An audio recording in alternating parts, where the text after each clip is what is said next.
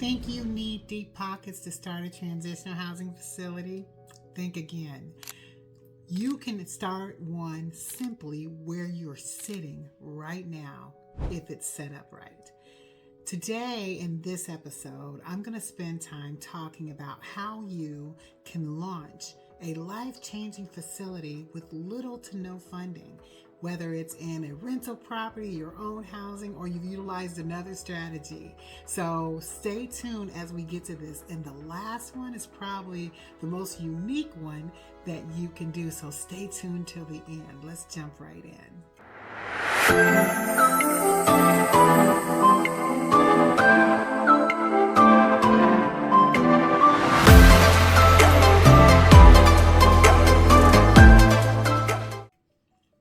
So I'm going to preface before we even get into the details about this type of property, finding properties that are within a budget.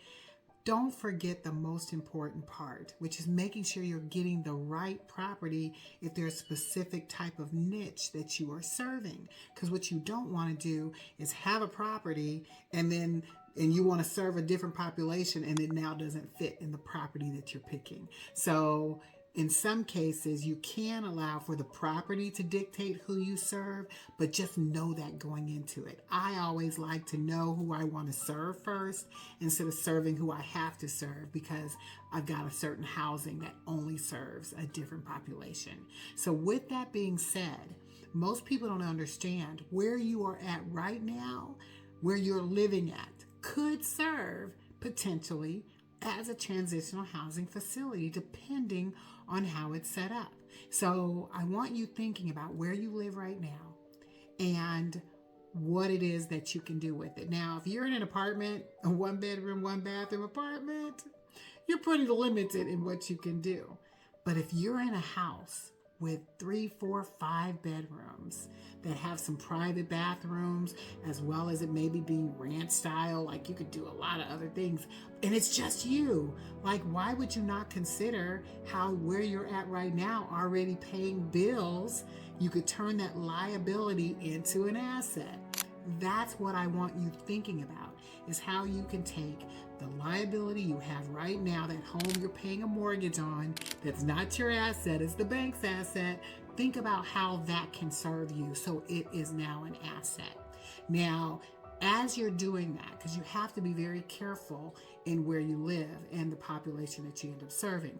But you're first going to go in the door is just assessing what it is, what space you are underutilizing right now in your home that could potentially be converted to transitional housing.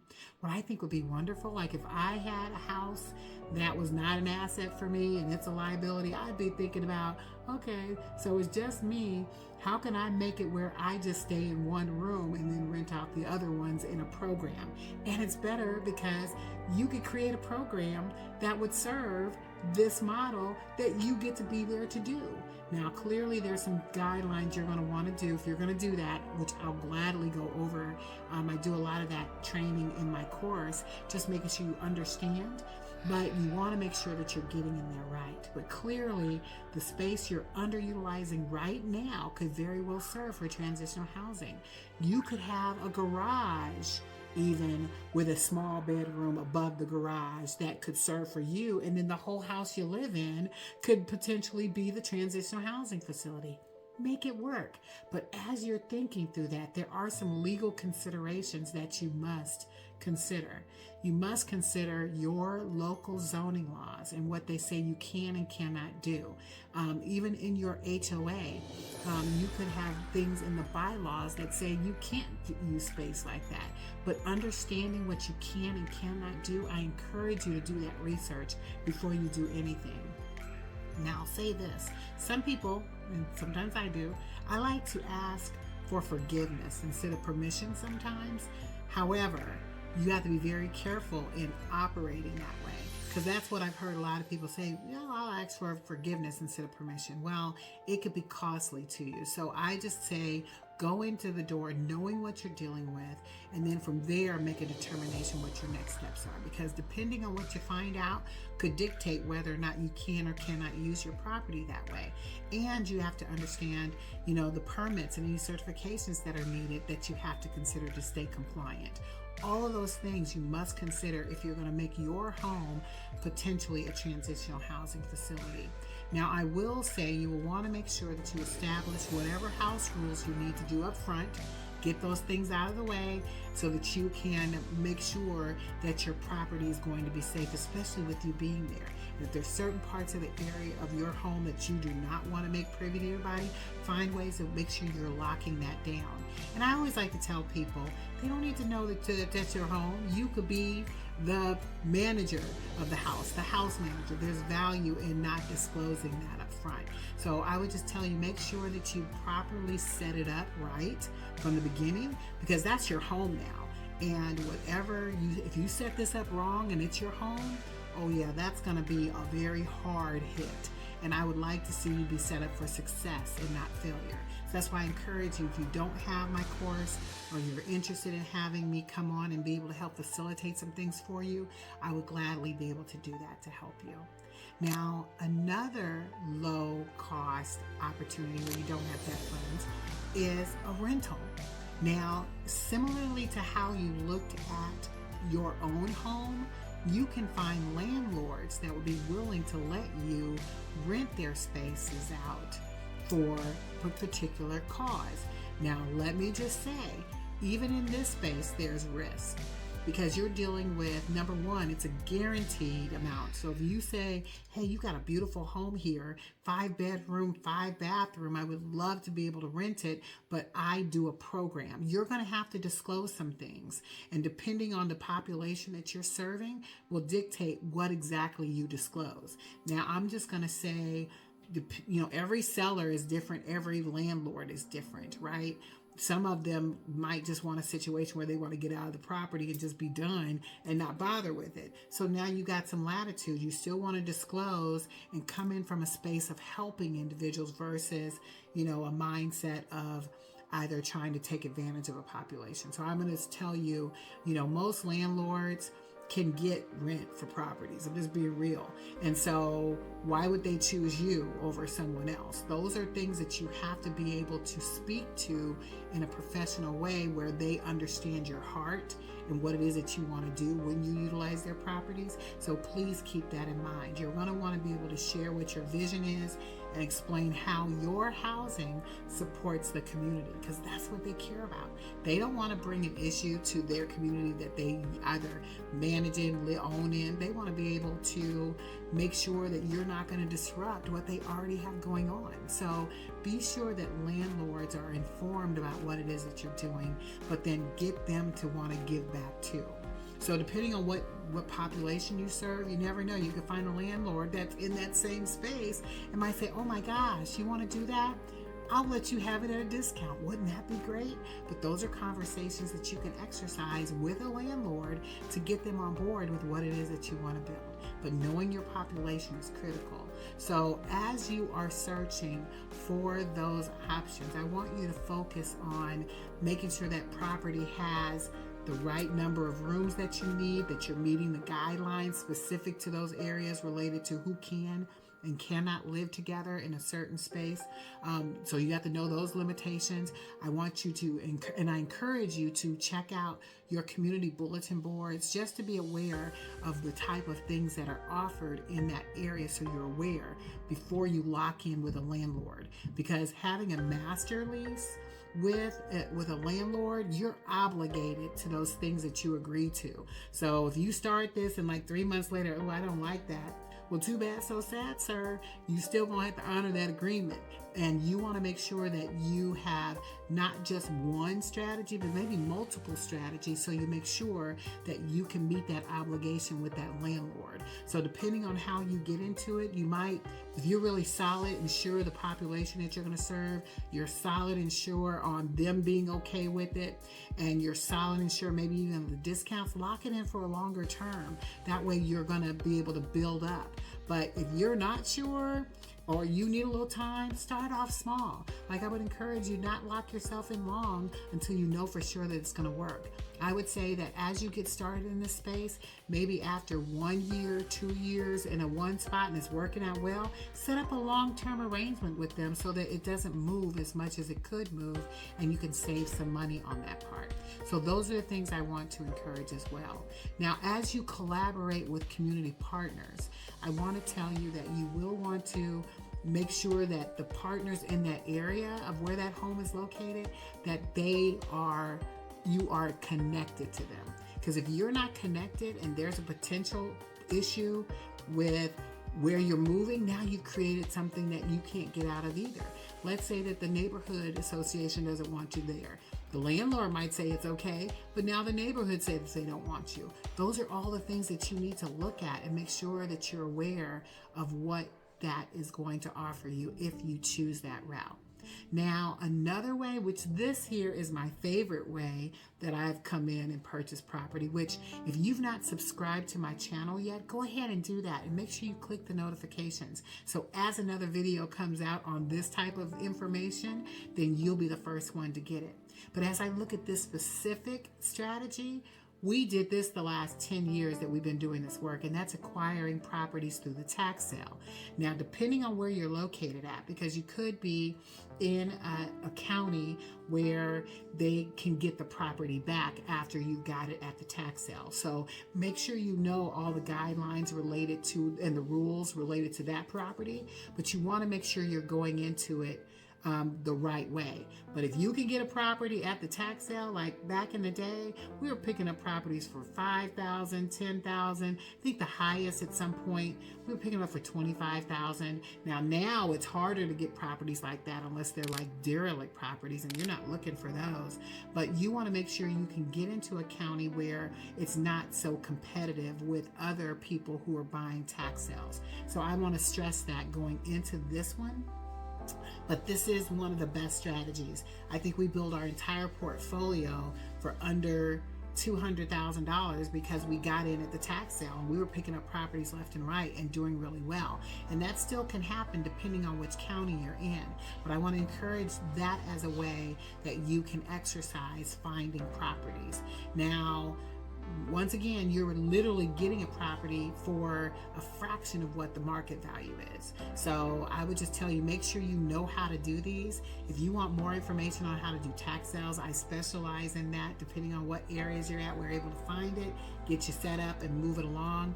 But that is one strategy that we have mastered for the last 10 years in being able to acquire properties. So you want to be able to look in your local county tax office on the website to learn whatever upcoming tax sales are coming up and what those guidelines are.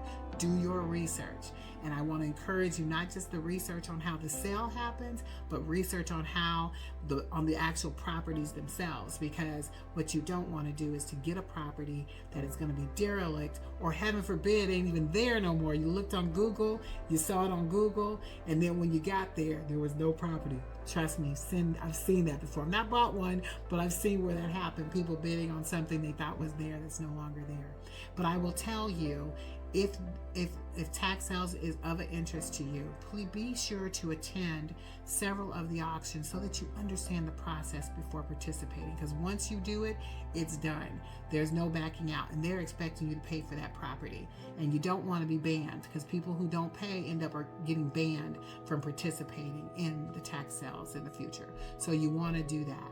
And I also want to encourage you to set a budget for yourself if you go into these, because you want to avoid overspending. Because I've seen it where people set up budgets to be able to purchase these properties, and they get into a bidding war with somebody. Next thing you know, their threshold that was now 30, they're now bidding at 50, which makes no sense. But that is the strongest strategy out of everything that we've done to be able to get properties at a fraction of what they are worth.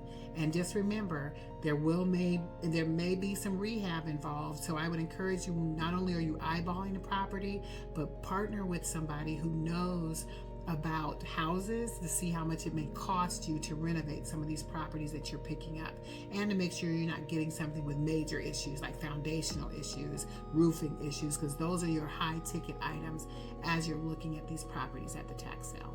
Now, this last one is my most unique strategy, which came across to me through one of the consulting calls that I had just recently, and I thought it was a beautiful model. But basically, if you can partner with a family member who needs to downsize, remember, we're living in a decade now where baby boomers are getting older and they're needing assisted living facilities, and they need to leave their homes, right? So instead of leaving that home, or, because a lot of them don't want to really give them away, they'd love to still keep them. But if you partner with them and find a way to get them to give that property to you, because most of the time the properties they don't owe anything left on the properties, or if it is, it's very nominal. But if you partner with them and as a way for them to first downsize, you might be able to generate enough revenue that you can help them in their assisted living facility that they are going to go into, or the house is big enough where they just need a small amount of care, where you can maybe put them here and then have the rest of the house that's similar to them, because in those cases it would probably be like an assisted living facility you'd be setting up where they would be older with others. Now you could take care of them and take care of the others. But I thought that was an amazing strategy to be able to partner with somebody who already has a house, and all you do is come in with the programming and the things that you want to do in that house. Now, let me preface and say, you're not going to have somebody stay in the house who is a senior and then put a program in place for people who are sex offenders, right? Or someone who's just newly coming out of incarceration. Like, those are not good matches.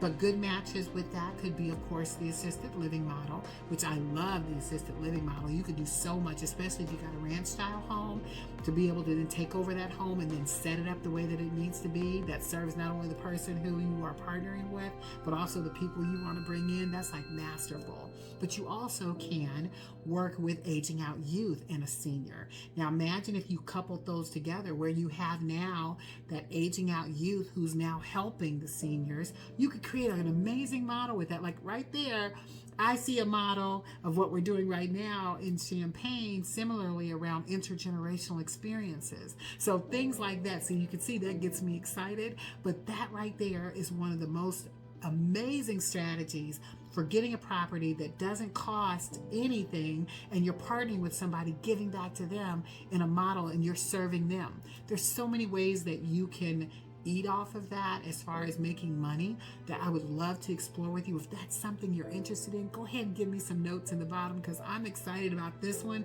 And as a matter of fact, if I could do one of these in every city, I would, because I think they're a beautiful model, because it's going to meet a need that we already have right now, which is there are seniors who are in need of assisted living as we speak.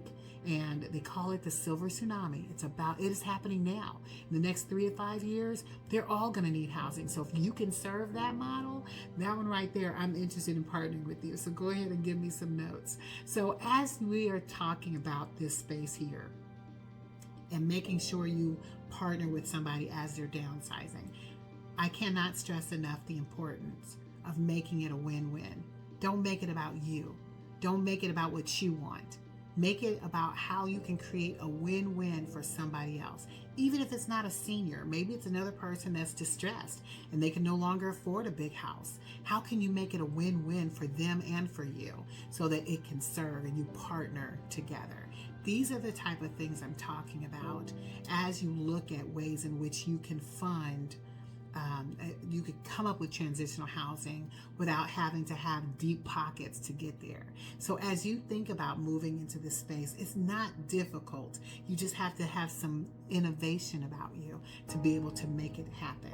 And I truly believe that this is a space that many of you are going to thrive in, because funding is so hard to find, especially new in this space. But let's put our minds together and see how we can collaborate to be able to get you to the next level, where you truly are a compassionate investor serving the community in a specific niche that you love, so that you can play your part in transforming the world. So get out there and do it, and so it is.